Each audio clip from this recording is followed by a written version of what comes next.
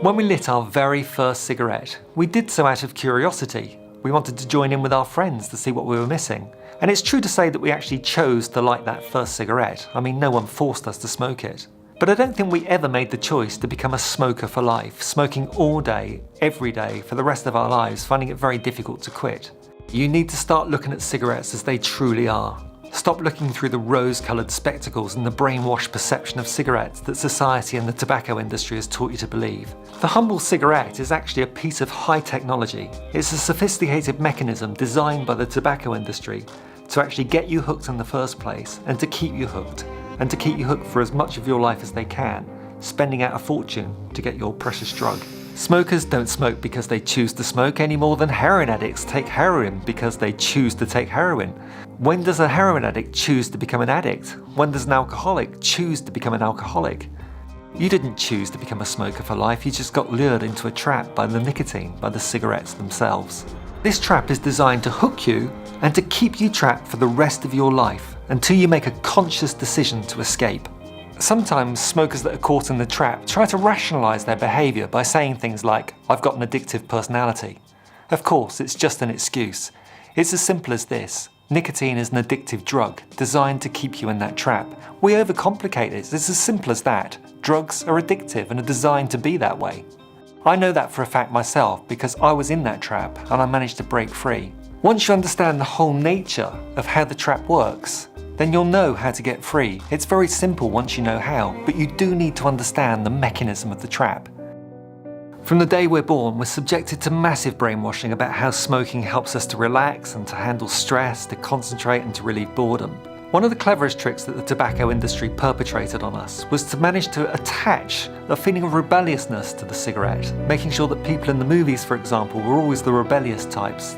Even today, we often feel that we're going against society's conventions, that we're going against the flow, and that's what seems to make the cigarette even more exciting. It's our little piece of rebellion, even as an adult. But the truth is that you're remaining in the control of this insidious little drug, nicotine. People sometimes ask me why it's so difficult to stop smoking. If you've tried to quit smoking using other methods in the past, you may have even taught yourself how hard it can be. And I'm certainly not arguing with that. It can be very hard, but it can also be very easy, provided you go about it the right way. Quite often, my clients have already tried many different methods of stopping smoking. Now, the problem is that I consider all these methods to be the same. Because whether you're using nicotine replacement therapy, acupuncture, even herbal cigarettes that some people try to replace normal cigarettes with, or the new e-cigarettes, all of those methods are telling the smoker that they also need willpower in order to give up smoking. Smokers are asked to build up in their mind all the powerful reasons why they shouldn't smoke, in the hope that providing that scares them off smoking for long enough, they'll eventually wake up one day with no further need or desire to smoke again. Okay, some of those people will stop, 3%, but just think about what they're doing. What have they achieved? They're going to be ex-smokers that go through life, their whole entire life, trying not to have a cigarette, never really knowing if they're going to succeed. They're going to go through life feeling deprived. They're going to still believe that they want a cigarette, that they're missing out. They're going to have to use willpower and discipline every day of their life to try and get through. Does that sound like a nice life to you? Do you know, I'd rather smoke than do that, honestly. All smokers have on their minds like a tug of war. Does this make sense? On the one side, I hate it, it's a filthy, disgusting habit, killing me, enslaving me and costing me a fortune.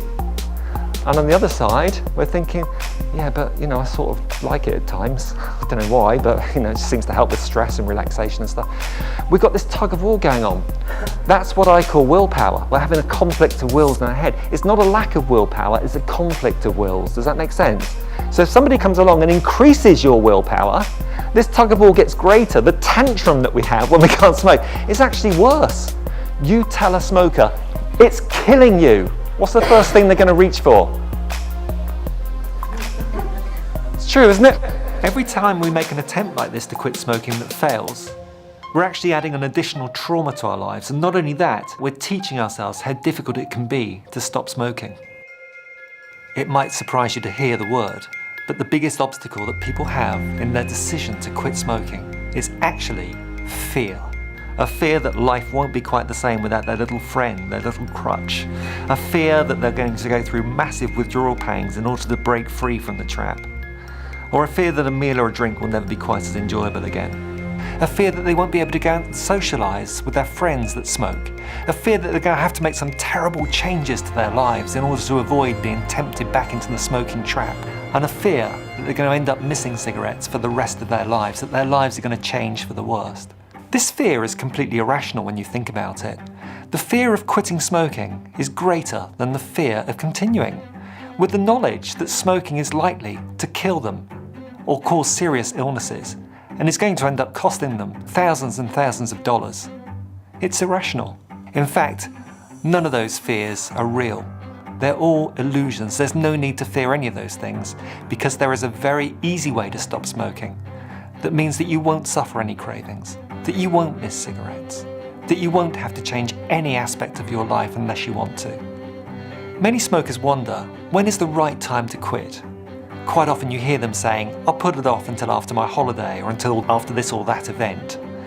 Well, the reason they do this, the reason they procrastinate, is because they think they're going to go through a painful period of suffering when they stop smoking, because they've tried the wrong methods or gone about stopping smoking the wrong way. If I could show them a very easy way to stop smoking, then perhaps you'd realise that the right time to quit smoking is now, today. If I can assure you that your life will continue as normal and that you'll have no problems at all in adapting to your newfound status as a non-smoker, then why put it off? Why not do it now? Because you've smoked for so many years doesn't necessarily mean that you understand how to stop or that you understand the nature of nicotine addiction itself. If you drive a car for many years, it doesn't necessarily mean you understand what's going on under the bonnet. If anything goes wrong with the car, you're not necessarily the best person to fix it. It's best to take it to a mechanic who knows what they're doing. I'm your mechanic during this program, so I'm going to solve your problems for you because I understand the nature of the nicotine trap. The aim of the online program is not just to help you stop smoking, but to ensure that you do so easily, painlessly, without suffering withdrawal pangs, cravings, without putting on weight, and actually enjoying the whole process and never having the slightest temptation ever to smoke again. The Alan Carr organisation has over 150 centres spread across over 50 countries across the world. The Alan Carr Easy Way to Stop Smoking programme has helped 30 million people across the globe stop smoking. Some of our celebrity clients have included such famous names as Ashton Kutcher, Ellen DeGeneres, Anthony Hopkins, David Cameron, Michael McIntyre, Harvey Weinstein, Gerard Butler, Pink, and Angelica Houston. In addition to those celebrities, we've worked with literally thousands of companies all over the world. So you needn't just take my word for it. There are literally millions of people and thousands of corporations worldwide that know that this is the most successful method known to mankind to quit smoking. Alan Carr developed the method back in the early 1980s, when he suddenly discovered the secrets of the smoking trap through his repeated attempts to quit using other methods. Alan himself was a very heavy smoker, smoking up to 100 cigarettes a day, but he went from 100 to 0 overnight when he suddenly realised how the smoking trap worked.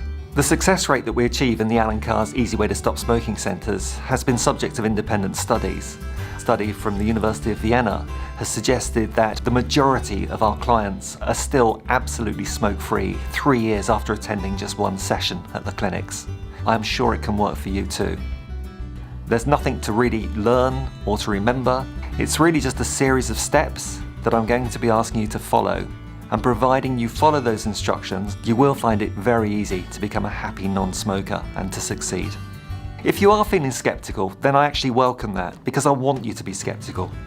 Not just of what I'm telling you, but what you yourself think you know as a smoker and what society has taught you to believe. During the course of this online session, we're going to be throwing a few balls up in the air, and I absolutely promise you that by the time you finish this online course, you will not see cigarettes in quite the same way as you're seeing them right now.